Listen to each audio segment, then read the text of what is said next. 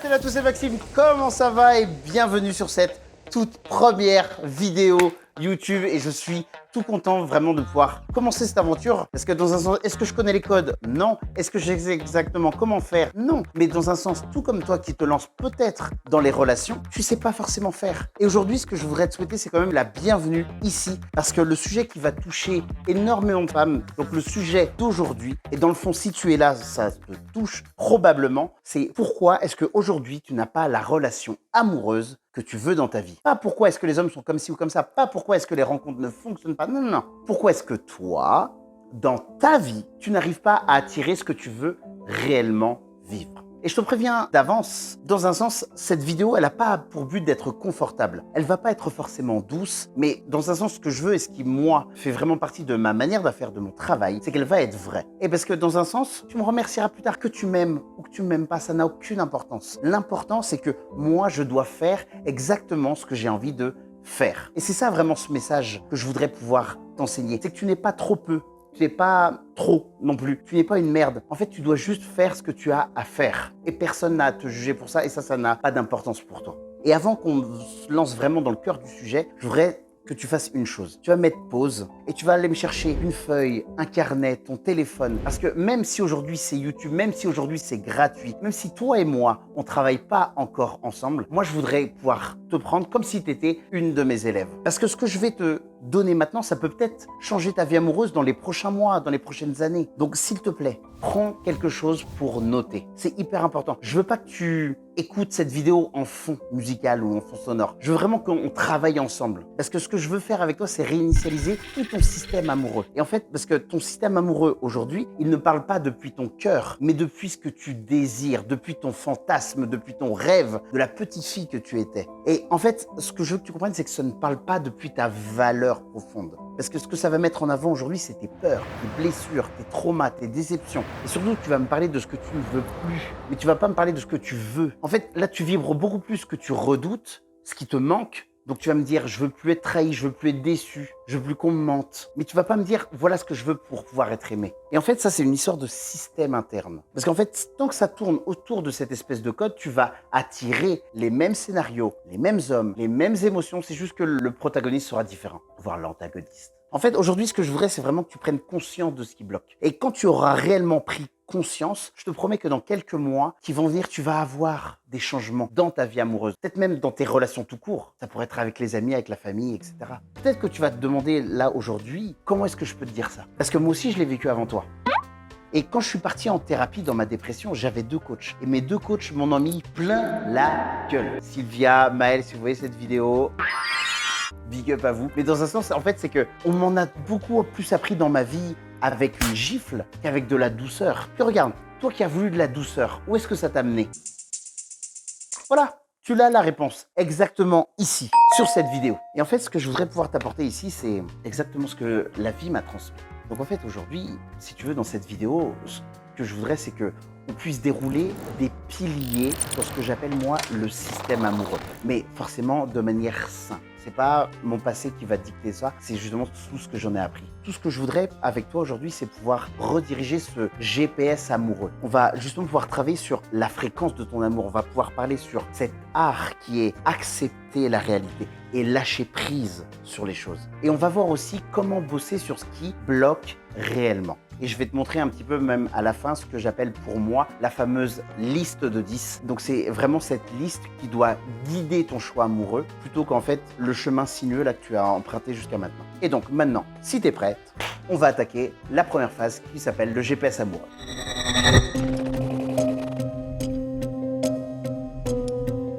Donc, avant vraiment de pouvoir être en relation avec quelqu'un, il faut que tu puisses savoir, toi, précisément, profondément, ce que tu veux vivre.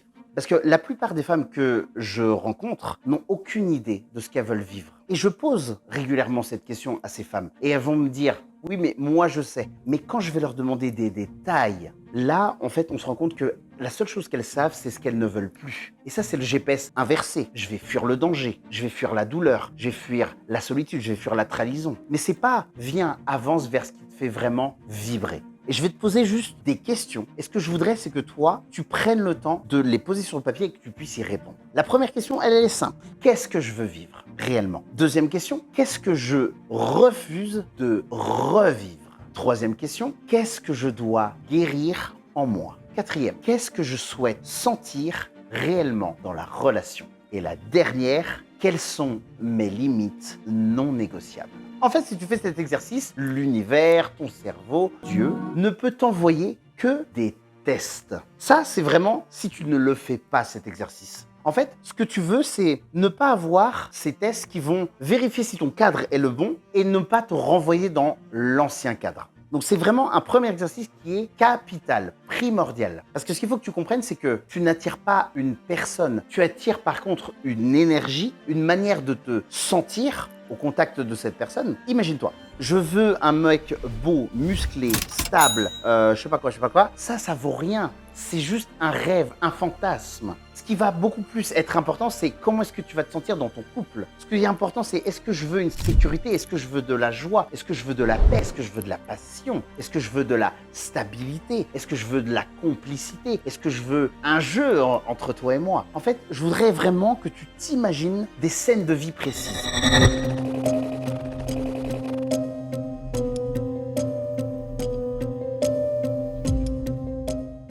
Imagine-toi, tu es avec ton conjoint. Là, vous êtes chez toi. Qu'est-ce que vous êtes en train de faire? Qu'est-ce que vous êtes en train de vivre ensemble? Là, vous êtes chez vous. Comment est-ce que tu te sens dans ton corps quand tu es avec lui réellement? Ça, c'est de la visualisation. Ça, c'est quand tu es avec lui à la maison. Imagine-toi maintenant, seconde scène. Vous êtes avec des amis de la même manière. Comment est-ce qu'il se comporte avec toi? Est-ce qu'il y a interaction entre toi et les autres? Est-ce qu'il t'a présenté aux autres? Est-ce que tu es incluse dans les conversations? Ou est-ce que justement, c'est les hommes d'un côté, les femmes de l'autre? Et à un moment, vous rejoignez pour la fin de soirée, le happy hour, le happy ending. Non, en fait, sans déconner, je voudrais vraiment que tu me décrives tous les moments. Tu vois, par exemple, voilà, parce que j'ai mes notes, j'avais parlé d'une femme rassurante, communicante, émotionnellement ouverte, qui a fait déjà sa thérapie. Je voudrais pas quelqu'un qui m'a dit « Ouais, moi je suis comme ça, je parle pas, etc. etc. » Non, ça, on n'en veut pas. C'est le genre de personne que je ne souhaite pas dans ma vie. Je veux quelqu'un qui va pouvoir parler, partager, quelqu'un qui va pouvoir se livrer, quelqu'un qui va pouvoir être vulnérable. Et après, ça va être quelqu'un qui va pouvoir avoir une activité physique parce que du coup, ça me paraît important de pouvoir le partager, etc. etc. Mais ça, c'est le début de mes choix à moi. Maintenant, ce que je veux, c'est que tu fasses tes choix à toi. Parce qu'il faut cesser de se protéger. Parce que tu as peur, parce que tu n'as pas envie d'être trahi, tu n'as pas envie qu'on te mente. Mais dans l'idée, en fait, tu ne peux pas vivre une relation saine en étant derrière une armure, au fin fond d'un donjon, au sommet de la tour la plus inaccessible. C'est un peu dur d'être dans un donjon et dans la tour, mais oui, dans un sens, dans une relation, tu vas être déçu. Oui, tu vas vivre des émotions. Il n'y a rien au monde qui puisse aller contre ça. Parce que si tu refuses de pouvoir souffrir, tu ne pourras jamais en même temps être aimé. Tu sais cette phrase qui dit entrer dans une relation et refuser de souffrir, c'est comme mourir sans avoir même vécu. Ce n'est pas possible. La vie, elle est pleine de déceptions, mais les déceptions sont là pour une vraie raison. Parce que ces raisons, c'est que dans un sens, c'est peut-être pas la bonne chose. En tout cas, pas la bonne chose pour toi. Ça peut être très bon pour la voisine, ça peut être très bon pour la personne sur Instagram. Mais pourtant, c'est pas forcément bon pour toi. Parce que tu pourrais te dire, ouais, mais moi, je veux vivre. Moi, je veux quelqu'un qui soit comme ci, comme ça. Tu peux l'écrire 1000 fois si tu veux. C'est vrai que ça changera rien. Ça n'aura rien à voir. Rien à voir. En fait, ça, c'est ton putain de système interne qui te parle. Parce que ton système, il croit exactement ce qui va valider ton scénario. Mais si ton scénario interne, c'est « je veux pas souffrir, je veux pas ceci, je veux pas cela », la négation, elle n'existe pas. Je vais attirer que le reste. Donc, mensonge, trahison, etc. etc. C'est ce qu'on appelle le biais de confirmation émotionnelle. Ce que je pense, je l'attire. C'est simple. En fait, le but de cet exercice, c'est pas te juger, c'est de te comprendre. Parce que si tu arrives avec moi et que tu m'as fait cet exercice, ok d'accord, je peux te comprendre. Et ça veut dire que derrière, si toi tu ne sais pas prendre de la hauteur, que ce soit moi, que ce soit la psychologue qui travaille avec moi ou l'hypnothérapeute qui travaille avec moi, on est tous là pour t'aider. On est tous là prêts à t'accueillir. La seule question, c'est est-ce que toi, tu es prête à accueillir cette version de toi-même? Parce qu'il n'y a que toi qui refuse d'évoluer. Parce que, sauf si j'ai pas bien compris, c'est toi qui n'as pas forcément envie de voir la vraie toi. Parce que quand tu es en face de ton miroir, qu'est-ce qui se passe? Il n'y a plus de conneries. Il n'y a plus les conneries là qui sont faites pour te rassurer. Il n'y a plus toutes ces phrases bullshit, ces phrases « je suis la meilleure » qui vont rentrer en compte. Parce que du coup, tu vas te parler vrai. Et tu vois, là, on en arrive vraiment à cette fameuse liste de 10 que moi j'ai faite.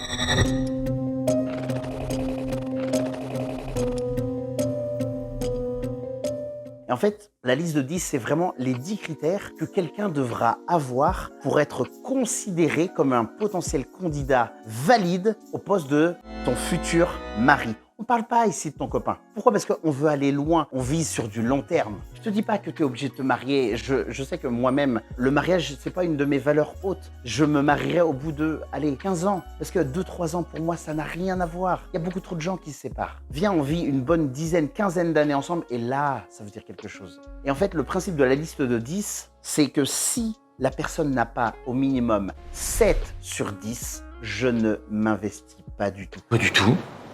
Il n'y a pas de oui mais non. Si tu transiges avec toi, c'est foutu. Cette liste, en fait, elle part du principe de la stratégie du 80-20.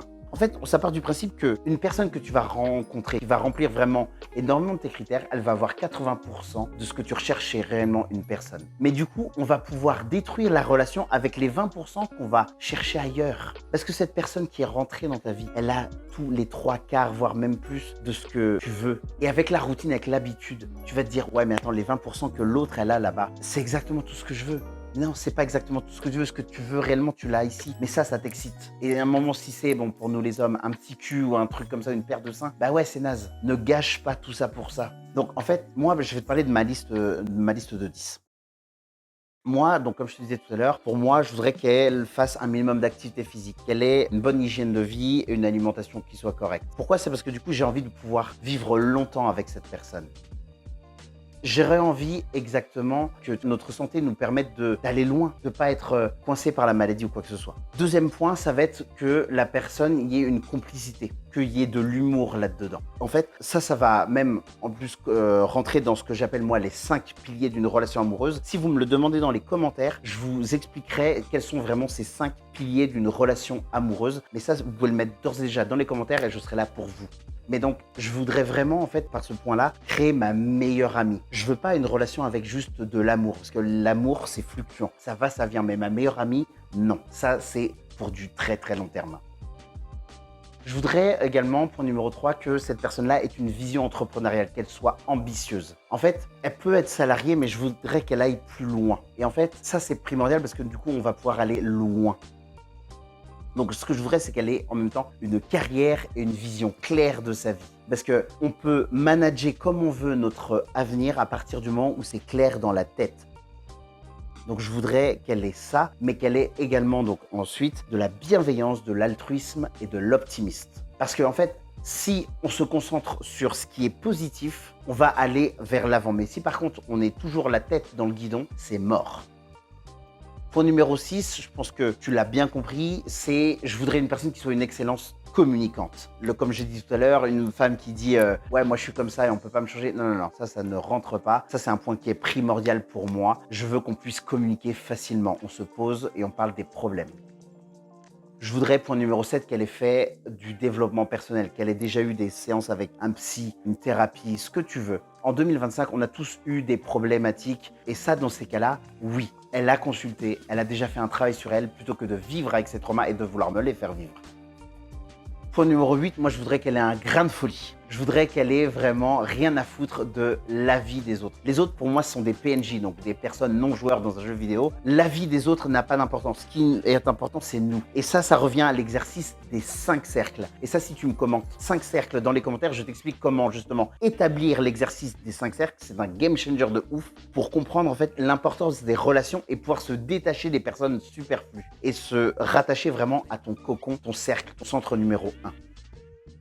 Ensuite, ce que j'aimerais, point numéro 9, c'est qu'elle ait des convictions profondes, qu'elle ait peut-être même de la spiritualité. Moi, je suis complètement athée, je ne sais pas si tu le savais, mais maintenant tu le sais. Et même si cette personne peut être catholique, musulmane, ce que tu veux, quelles que soient les religions, parce que je ne connais pas toutes les religions malheureusement, ou même si elle est athée comme moi, viens, on peut découvrir des choses, on peut s'informer, on peut comprendre l'autre. Et on peut surtout s'intéresser à des nouveautés pour pouvoir ensuite les échanger. Parce que l'évolution passe par le partage.